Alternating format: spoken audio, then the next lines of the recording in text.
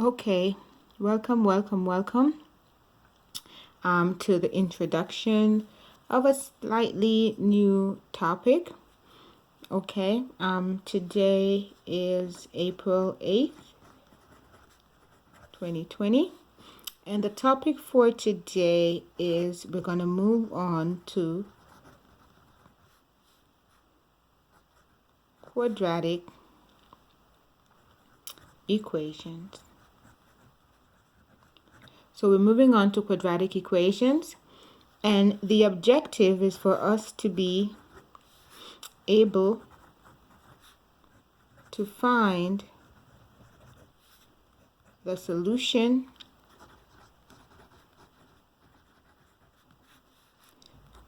to quadratics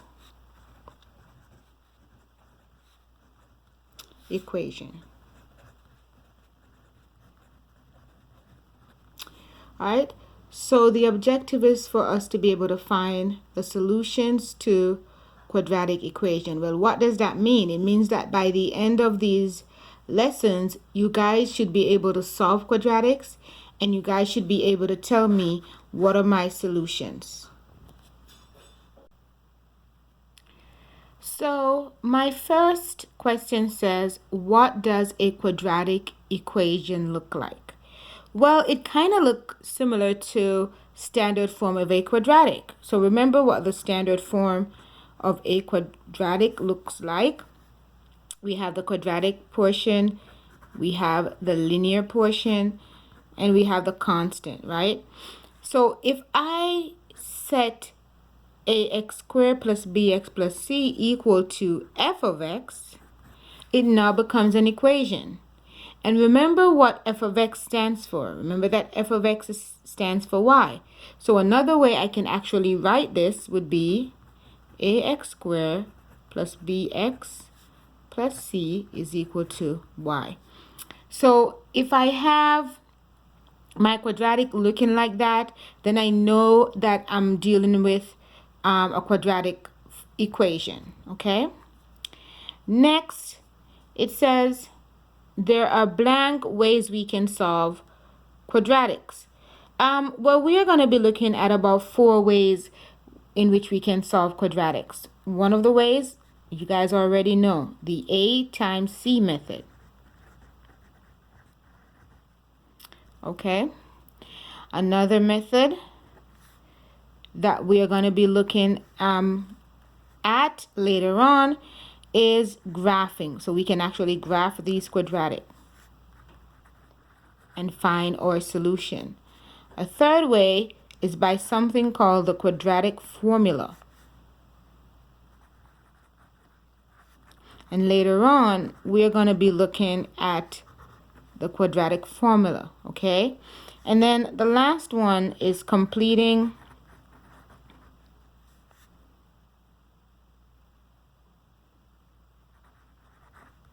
the square. Okay, so I know for sure we're going to be looking at these 3. Completing the square, not so much. Okay, so there are about 4 ways we can actually solve quadratic. The AC method, remember that one. That's where you guys multiply your A times your C. Graphing, that's what we're going to actually move into next. Quadratic formula, that one is awesome. I really like the quadratic formula when we get there. And completing the square would be last. Okay, so why do we factor quadratics? Why are we going on about these factors of quadratics? Well, we factor so that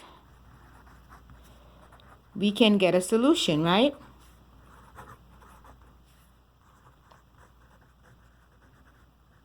Or we can get answers, right? So we factor quadratic so that it can give us some answers. Remember, when we factor, it might look something maybe like that. So these are actually answers. But what do our answers actually mean? Okay, what does it mean when we have a solution?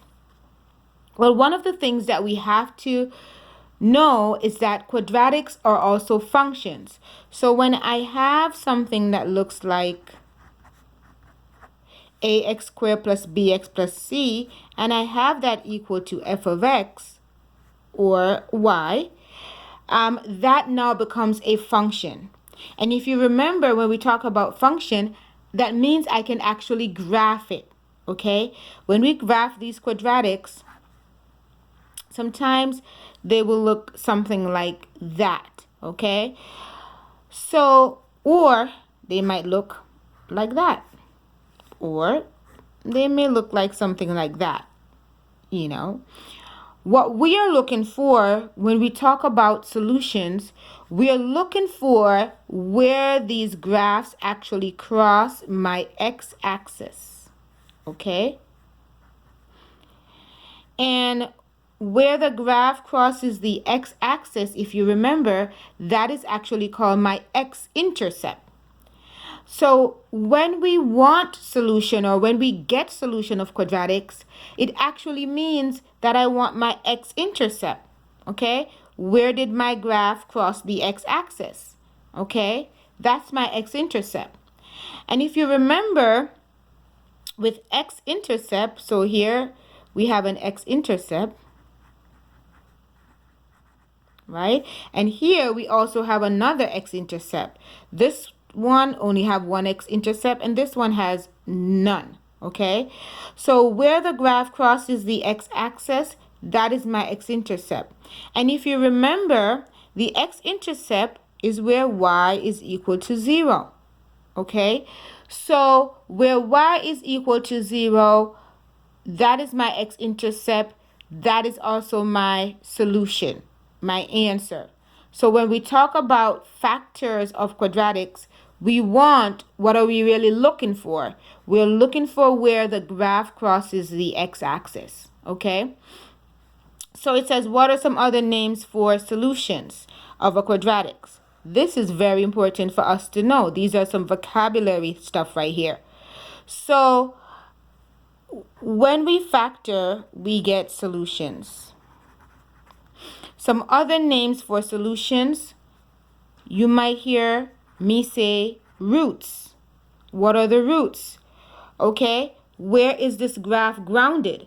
Notice that the x-axis looks like the ground, okay? Where is the graph grounded? That's what we're looking for. Solutions, okay?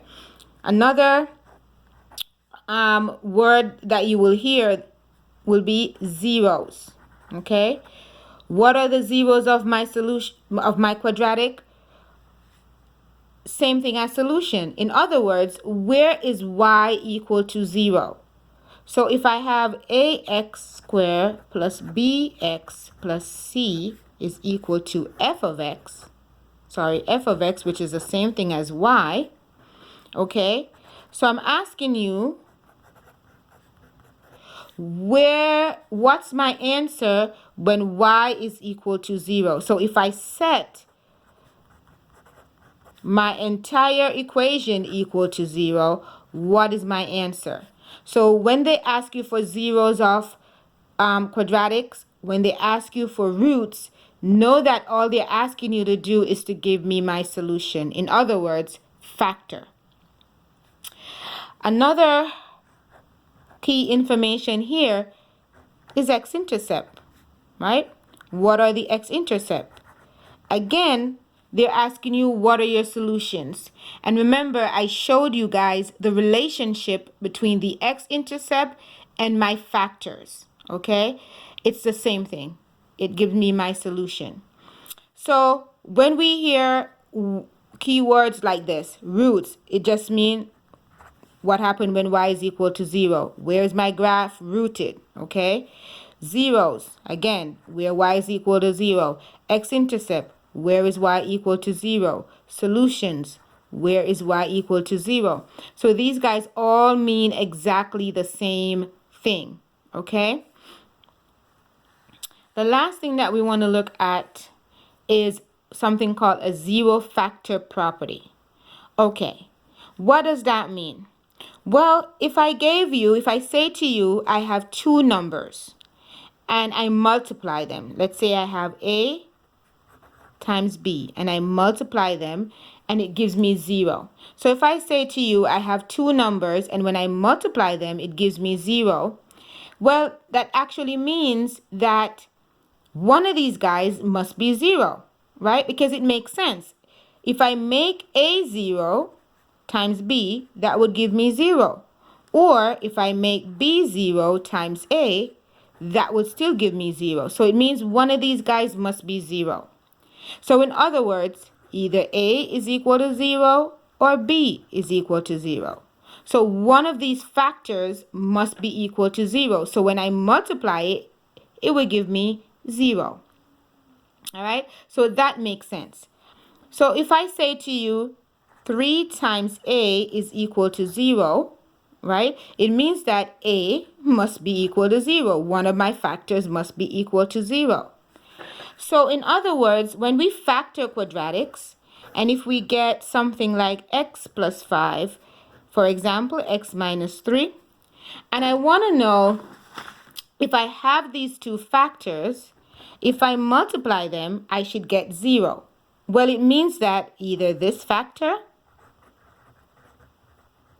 is equal to 0 or this factor is equal to 0, right?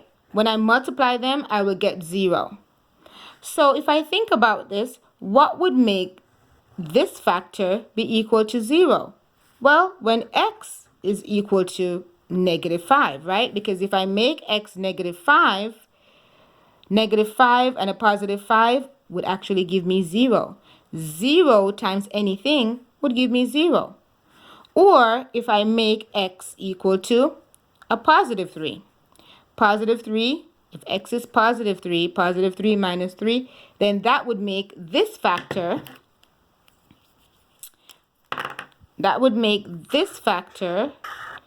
all of that equal to 0. So where x is negative 5 and where x is positive 3 would make this factor equal to 0. X is negative 5 would make this factor equal to 0. And so if I multiply any one of them, it would give me 0. Okay, so those are the key concepts. The key takeaway I want you guys to remember before we jump into the lesson is that when we factor quadratics, when we use the AC method, we are actually factoring quadratics. When we factor quadratic, it means that I want my solutions. What are my solutions? It's really just the x-intercept. That is where y is equal to 0. So if I know that, that means some other names for solutions must be root, because that's where my graph is rooted on the x-axis. That is where y is equal to 0. Zeros, when we see that keyword, it also means where is y equal to 0. When I set my quadratic equal to 0, what is my answer? X-intercept, of course we know that's when y is equal to 0. And then the last idea that we want to get in our brain before we move on is that if I have two factors and I'm multiplying to get 0, it means one of my factors must be equal to 0. Okay? So how can I make this factor equal to 0? Or how can I make this factor equal to 0? Well, here I would have to make x a positive 3. Right? And here I would have to make x a negative 5 so that this factor can be equal to 0 or this factor can be equal to 0. All right, I hope that gets you guys going. Let's jump into the lesson for today.